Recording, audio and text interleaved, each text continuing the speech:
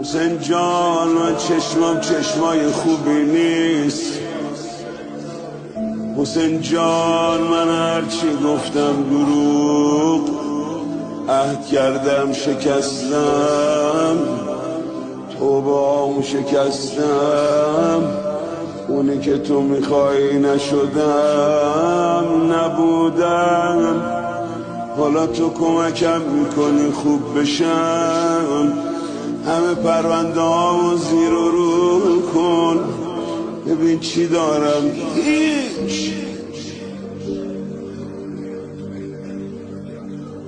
اما تو یه چیزی به ابوالفضل دروغ نگفتم، من تو رو خیلی میخوام.